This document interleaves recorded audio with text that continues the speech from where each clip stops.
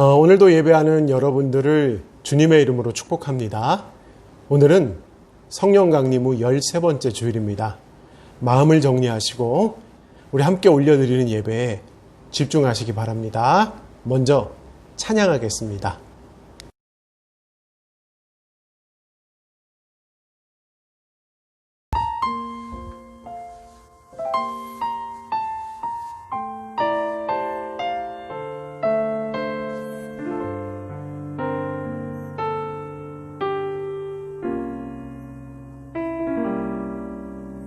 마음이 상한 자를 고치시는 주님, 하늘의 아버지 날 주관하소서. 주의 길로 인도하사 자유케 하소서. 새 일을 행하사 분케 하소서.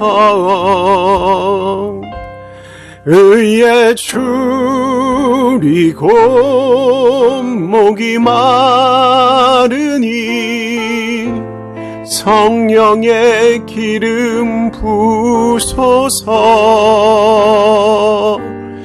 의에 줄이고 목이 마르니 내 잔을 채워 주소서.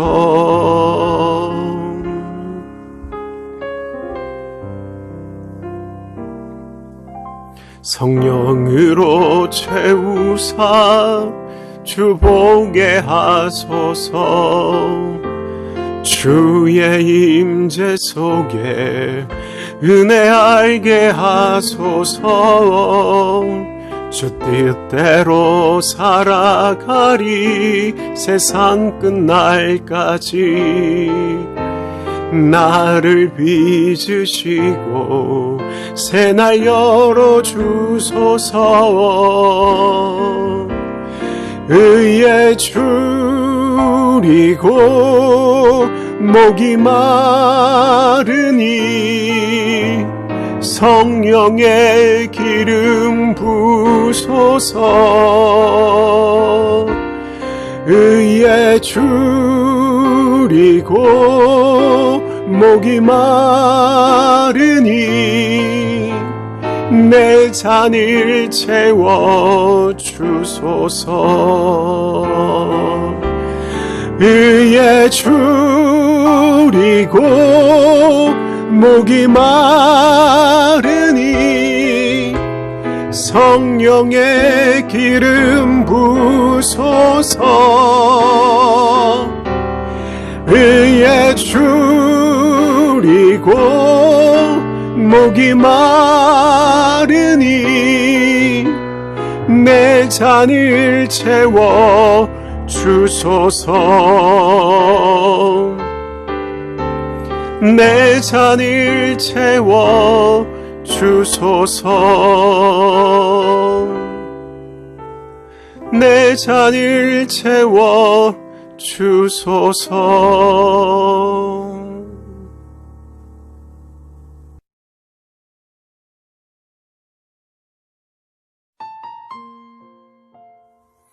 날마다 인도하시는 하나님의 은총을 찬양합니다. 날마다 보호해 주심의 사랑을 기억하며 하나님 찾으며 경배하오니 저희의 예배와 찬양을 받아 주옵소서. 아버지의 임재 안에 거하는 이 시간, 저희의 지치고 상한 심령을 하나님의 영광으로 채우시어 몸과 영혼이 온전히 회복되는 은총을 허락하옵소서. 새 삶을 허락하시는 예수님, 기나긴 질병의 위협 속에서도 보호하시고 폭염과 태풍이 몰아치는 세파 속에서도 책임져 주심에 감사드립니다. 지키시는 주님의 능력을 온전히 믿으며 그리스도를 닮아가는 기쁨과 영광을 가슴속으로 깨닫게 하옵소서. 오직 예수 그리스도의 도우심만이 승리의 기림을 신뢰하면서 주님의 사랑을 확신하면서 빛으로 인도하심을 바라보게 하옵소서. 세상을 주관하신 하나님, 하나님의 권능을 사모하게 하옵소서.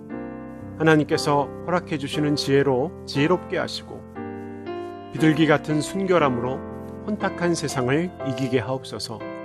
믿음의 방패를 가진 주님의 참 제자로 세워주셔서 저희의 삶을 통하여 살아 역사하시는 하나님을 드러내며 세상의 모범이 되는 성숙한 기독교인이 되게 하옵소서.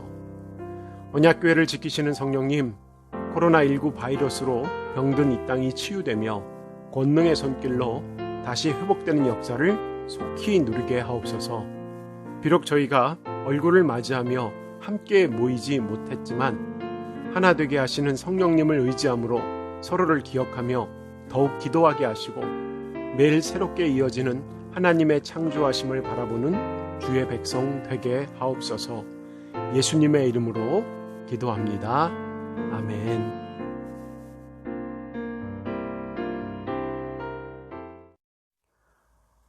오늘 나눌 하나님의 말씀은 출애굽기 3장 1절에서 8절까지 말씀입니다. 모세가 그의 장인 미디안 제사장 이드로의 양을 치더니 그때를 광야 서쪽으로 인도하여 하나님의 산 호렙에 이르매 여호와의 사자가 떨기나무 가운데로부터 나오는 불꽃 안에서 그에게 나타나시니라. 그가 보니 떨기나무에 불이 붙었으나 그 떨기나무가 사라지지 아니하는지라. 이에 모세가 이르되 내가 돌이켜 가서 이 큰 광경을 보리라. 떨기나무가 어찌하여 타지 아니하는고 하니 그때 여호와께서 그가 보려고 돌이켜 오는 것을 보신지라. 하나님이 떨기나무 가운데서 그를 불러 이르시되 모세야 모세야 하시매 그가 이르되 내가 여기 있나이다. 하나님이 이르시되 이리로 가까이 오지 말라. 내가 선 곳은 거룩한 땅이니 내 발에서 신을 벗으라. 또 이르시되 나는 내 조상의 하나님이니 아브라함의 하나님, 이삭의 하나님, 야곱의 하나님이니라. 모세가 하나님 배웠기를 두려워하여 얼굴을 가리매 여호와께서 이르시되 내가 애굽에 있는 내 백성의 고통을 분명히 보고 그들이 그들의 감독자로 말미암아 부르짖음을 듣고 그 근심을 알고 내가 내려가서 그들을 애굽의 손에서 건져내고 그들을 그 땅에서 인도하여 아름답고 광대한 땅, 젖과 꿀이 흐르는 땅, 곧 가나안 족속, 헷 족속, 아모리 족속, 브리스 족속, 히위 족속, 여부스 족속의 지방에 데려가려 하노라. 지난주 저희는 모세의 탄생에 관한 말씀을 나눴죠. 오늘 본문은요, 계속 이어지는 말씀입니다. 오늘 본문 상황은 모세가 80세의 나이로 미디안 광야에서 양을 돌보던 목자의 삶을 살고 있을 때의 일입니다.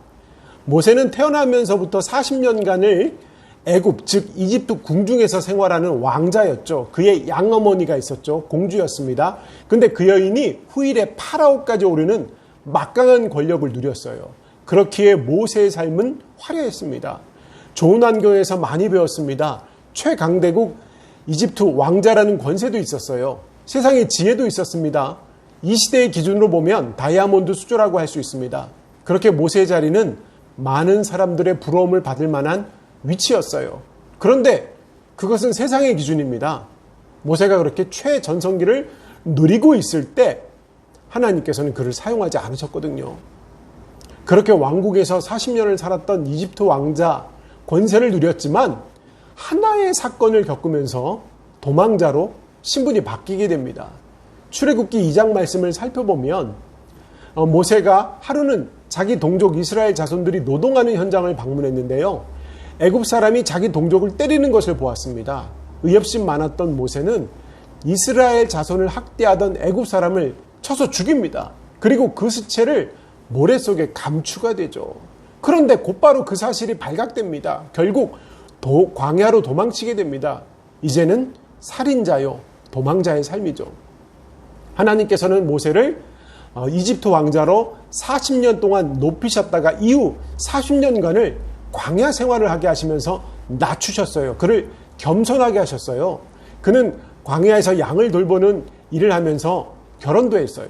그리고 하나님의 은혜 가운데 장인 이드로로부터 하나님을 섬기는 제사장의 직분도 배웠습니다. 아울러 백성들을 소송하는 방법도 습득했어요. 그리고 광야에서 살아남는 기술도 익히게 되었습니다. 그렇게 기의 기간 동안 하나님으로부터 훈련받았어요. 양을 돌보던 40년간이 사막과 광야를 통과할 수 있는 능력과 지도자로서의 자격을 갖추게 되는 귀한 시기가 되었습니다. 그렇게 많은 시간 동안 하나님의 인도하심 안에서 잘 훈련된 모세죠. 그렇게 왕자 40년, 목자 40년이 지난 후에 미디안 광야에서 이름 없이 빛도 없이 살고 있던 모세를 하나님께서 이제 찾으십니다. 어느 날 호렙산 떨기나무의 불 속에서 하나님의 사자가 모세를 불러요. 오늘 본문입니다. 오늘 본문 출애굽기 3장 1절과 2절 말씀입니다. 함께 읽겠습니다. 모세가 그의 장인 미디안 제사장 이드로의 양을 치더니 그때를 광야 서쪽으로 인도하여 하나님의 산 호렙에 이르매 여호와의 사자가 떨기나무 가운데로부터 나오는 불꽃 안에서 그에게 나타나시니라. 그가 보니 떨기나무에 불이 붙었으나 그 떨기나무가 사라지지 아니하는지라. 1절에 기록하고 있는 말씀은 모세의 현재의 삶을 잘 나타나고 있죠. 모세는 양을 돌보며 이동하던 중 호렙산에서 아주 신기한 경험을 하게 됩니다. 모세는 메마른 떨기나무 사이에서 계속 불이 붙어서 타고 있는 광경을 특이하게 바라보고 있어요. 그래서 접근합니다. 떨기나무면 불이 붙으면 금방 타버리는 나무예요. 나무라고 하지만 풀보다 조금 굵은 정도의 아주 땔감으로서는 큰 사용 가치가 떨어지는 그런 나무예요. 그러니 불과 함께 금방 사라져 버리는 존재입니다. 그게 정상이에요. 그리고 모세는 그걸 잘 알고 있었어요. 그러나 본문 2절 후반부에는 떨기나무에 불이 붙었으나 그 떨기나무가 사라지지 아니하는지라라고 기록하고 있죠. 그렇게 신비한 장면이 벌어집니다. 이 장면은 광야에서 매우 낯설죠. 그러니 모세가 발걸음을 멈추고 바라보기에 충분했습니다. 이는 하나님께서 그의 사자를 시켜서 하나의 작은 신비로운 장면을 연출하라고 명령하셨기에 가능한 일입니다. 그러니 모세가 고개를 돌려서 그 광경을 구경하고자 돌이켜 오는 거죠. 그런 장면을 보면서 모세는 독백을 합니다. 3절과 4절 말씀입니다. 함께 읽겠습니다. 이에 모세가 이르되 내가 돌이켜 가서 이 큰 광경을 보리라. 떨기나무가 어찌하여 타지 아니하는고 하니 그때 여호와께서 그가 보려고 돌이켜 오는 것을 보신지라. 하나님이 떨기나무 가운데서 그를 불러 이르시되 모세야 모세야 하시매 그가 이르되 내가 여기 있나이다. 모세의 독백은 3절 전반부에 기록되어 있습니다. 내가 돌이켜 가서 이 큰 광경을 보리라. 떨기나무가 어찌하여 타지 아니하는고 라고 말입니다. 그러면서 모세는 되돌아가면서 어찌 이런 일이 일어나는가 확인하고자 합니다. 떨기나무가 있는 호렙산을 먼 발치에서 지나치고 있던 모세가 되돌아왔어요. 이런 모습을 하나님께서 모두 유심히 지켜보고 계시죠. 4절 전반부에 여호와께서 그가 보려고 돌이켜 오는 것을 보신지라 라고 기록하고 있습니다. 이렇듯 백성의 삶, 하나님의 택한 자들의 삶을 지켜보고 계시는 그런 하나님이세요. 지금 저희들의 삶도 살피시는 하나님이십니다. 그러니까 모세가 돌이켜 올 때 하나님께서는 직접 떨기나무 가운데서 모세를 부르시죠. 모세야, 모세야 하시면서 반복하여 모세를 부르십니다. 그 부르심에 모세는 대답합니다. 내가 여기 있나이다 라고 말입니다. 그런데 하나님께서는 모세를 부르셨지만 바로 다가오지 말라고 명하십니다. 5절 말씀입니다. 함께 읽겠습니다. 하나님이 이르시되 이리로 가까이 오지 말라. 내가 선 곳은 거룩한 땅이니 내 발에서 신을 벗으라. 모세를 찾으셨던 하나님께서는요, 이리로 가까이 오지 말라라고 말씀하십니다. 이 말씀은요, 모세의 생명을 위한 말씀이에요. 피조물인 인간은요, 하나님께로 너무 가까이 접근하면 안 됩니다. 뒤에 조금 더 살펴볼 건데요, 죽을 수밖에 없어요. 본질적으로 피조물과 하나님은 다르거든요. 그러므로 인간은요, 하나님의 자리까지 나가면 절대로 안 됩니다. 하나님의 권위에 도전해서도 안 됩니다. 하나님의 자리에 나가는 것은요, 죽음의 길이고요, 교만의 길입니다. 이 사실을 저희가 기억하면서 스스로 조심해야 됩니다. 이어서 하나님께서는요, 모세가 서 있는 곳이 거룩한 땅이라고 말씀하십니다. 모세는 미디안 광야에서 40년 동안 양을 돌보면서 지내왔어요. 그에게 미디안 광야는 매우 익숙한 공간입니다. 제가 종종 하는 말로 삶의 자리예요. 모세의 삶의 자리. 그의 일상을 보내는 장소였습니다. 그런 평범한 장소에서 아주 비범하게 하나님께서 등장하십니다. 평범한 광야였지만 하나님께서는 그곳을 거룩한 땅이라고 칭하셔요. 왜 모세가 서 있는 곳이 거룩한 곳이 될까요? 하나님께서 임재하셨기 때문이죠.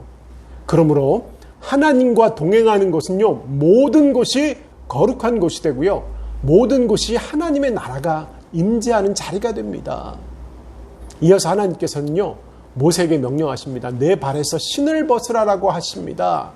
이렇게 하나님께서는요, 모세의 신발을 벗으라고 하심으로 거룩한 종, 하나님의 종으로 모세를 부르시고 계시는 겁니다. 그러면서 하나님께서는요, 스스로를 소개하고 계시죠. 6절 말씀입니다. 6절 말씀 함께 읽겠습니다. 또 이르시되 나는 내 조상의 하나님이니 아브라함의 하나님, 이삭의 하나님, 야곱의 하나님이니라. 모세가 하나님 배웠기를 두려워하여 얼굴을 가리매.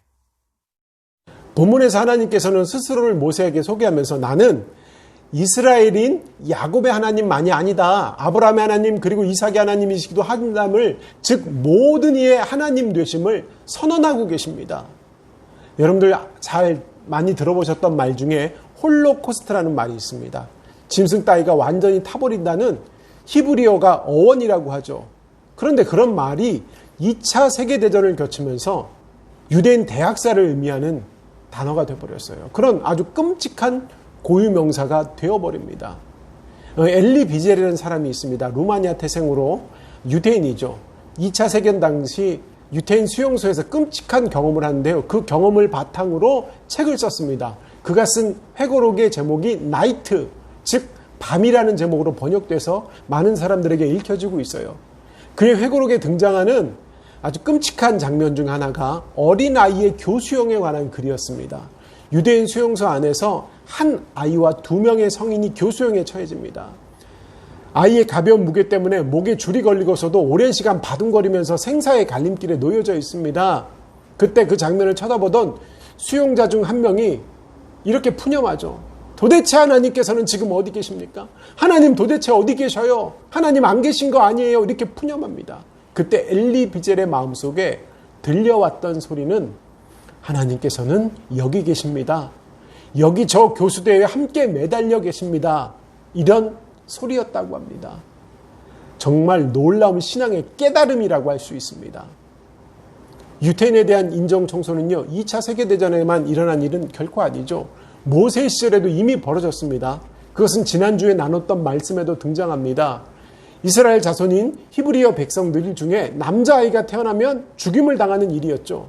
그것이 전부가 아니죠. 히브리 백성들을 애굽의 노예가 되어서 매일매일 강제 노역에 시달려야 했습니다. 그 당시 이스라엘 자손들의 입술에는 분명 하나님을 향한 원망이 있었을 것입니다. 그리고 홀로코스트 경험처럼 푸념했을 것입니다. 아브라함의 하나님이란 분이 도대체 어디 계시는가? 하나님은 도대체 어디 있는가?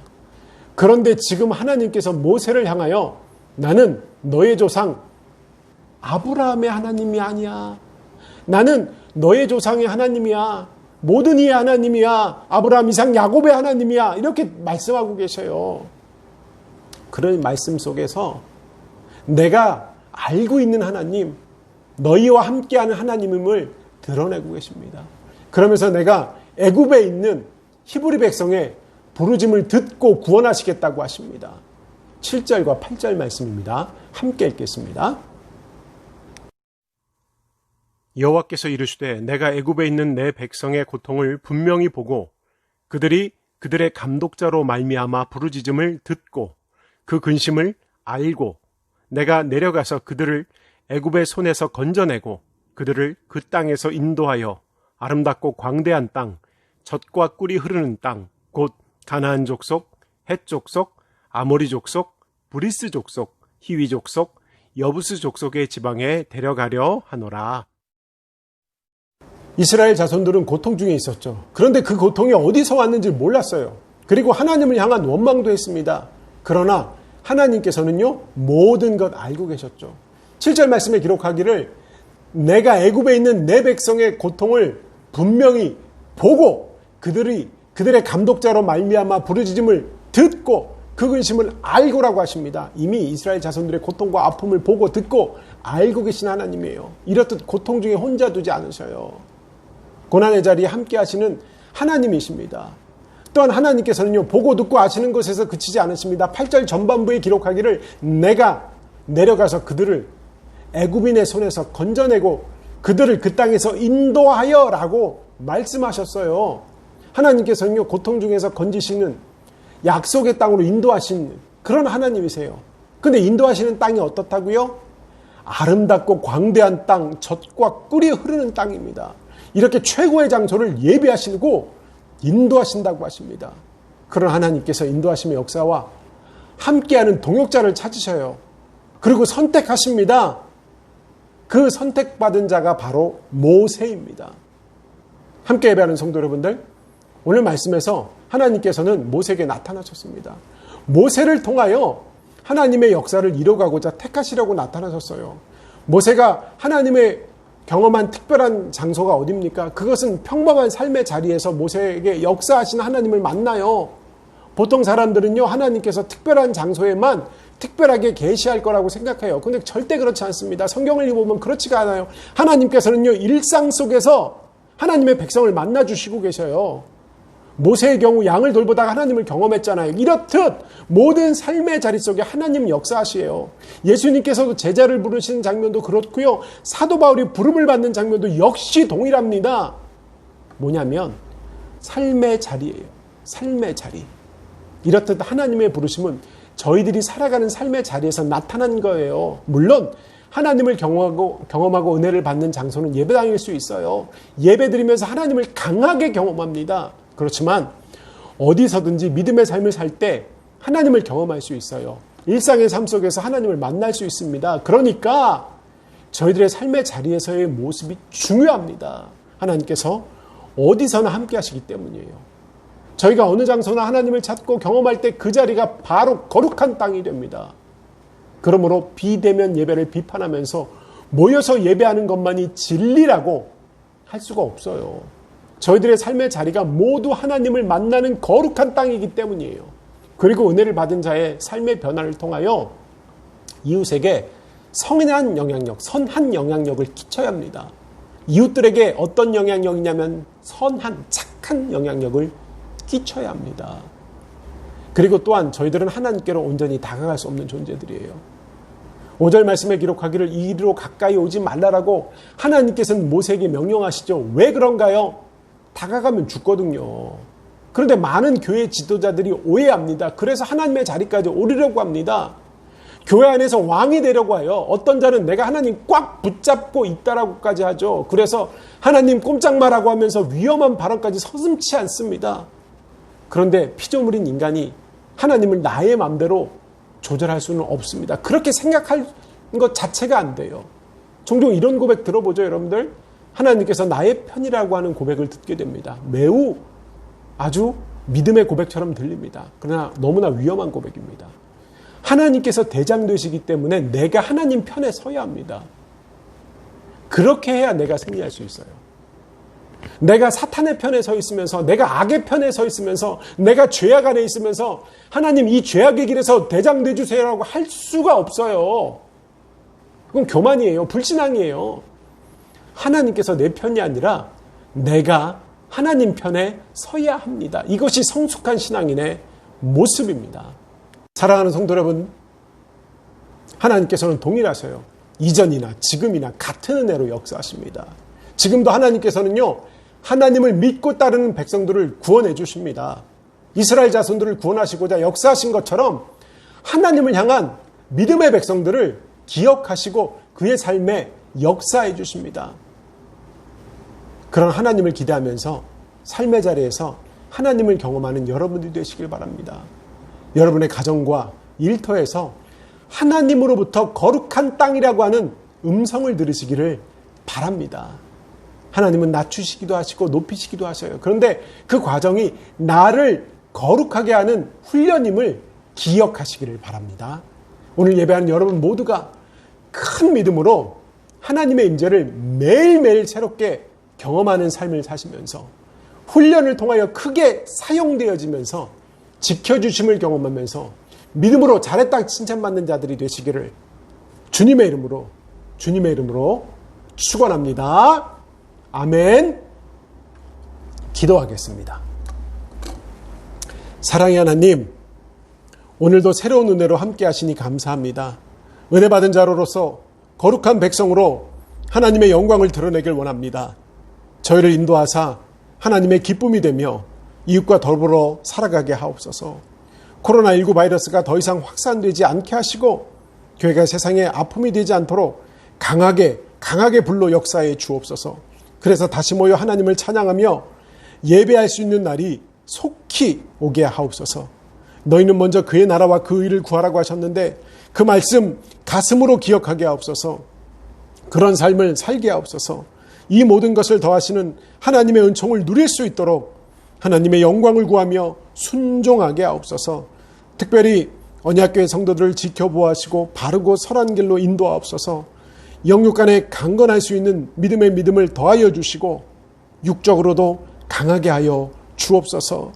육신의 질병으로 고통받는 자들을 고치시는 하나님을 경험하게 하시고 물질의 문제로 아파하는 이들은 문제 해결이 하나님께 있음을 신뢰하게 하옵소서. 특별히 배움의 길에 있는 자녀들을 기억해 주시기를 바랍니다. 전 세계를 뒤엎은 질병으로 학교 수업이 여의치 않습니다. 그렇지만 하나님께서 채워주시는 지혜로 더 많은 배움을 누리며 하나님을 향한 꿈을 품으며 진로를 결정하게 하옵소서. 매일매일 하나님의 은총으로 승리하는 모든 성도들이 되게 하옵소서. 이제는 우리 주 예수 그리스도의 은혜와 하나님 아버지의 원하신 사랑과 성령님의 교통하심이 지금 예배하는 모든 이들에게 영원히 임하시기를 간절히 축원하옵나이다.